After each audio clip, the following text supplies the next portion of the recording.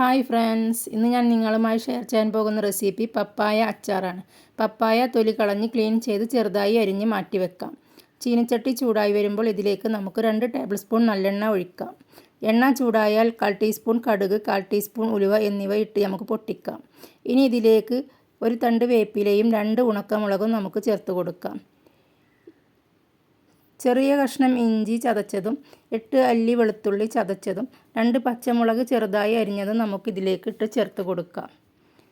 നന്നായി ഒന്ന് മിക്സാക്കി കൊടുത്തതിന് ശേഷം ഇത് മൂത്ത് മണം വരുമ്പോൾ ഇതിലേക്ക് നമുക്ക് നമ്മുടെ അരിഞ്ഞു വെച്ച പപ്പായ ചേർത്ത് കൊടുക്കാം. പപ്പായ ഒന്ന് എല്ലാ ഭാഗത്തേക്കും ഒന്ന് നമുക്ക് ഇളക്കിയെടുക്കാം. എല്ലാ ഭാഗവും ഇളക്കി യോജിപ്പിച്ചതിന് ശേഷം ഇതിലേക്ക് നമുക്ക് 3 ടേബിൾ സ്പൂൺ അച്ചാർ പൊടി, 1/4 ടീസ്പൂൺ മഞ്ഞൾപ്പൊടി, 1/2 ടീസ്പൂൺ മുളക് പൊടി, 1/4 ടീസ്പൂൺ കായപ്പൊടി,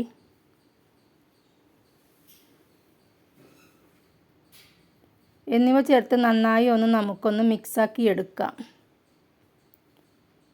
എല്ലാ ഭാഗവും യോജിപ്പിച്ച് കഴിഞ്ഞതിന് ശേഷം ഇതിലേക്ക് നമുക്ക് ആവശ്യത്തിന് ഉപ്പ് ചേർത്ത് കൊടുക്കാം.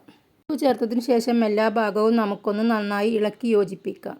ഇനി ഇതിലേക്ക് നമുക്ക് ആവശ്യത്തിന് വിനാഗിരി ഒഴിച്ചു കൊടുക്കാം.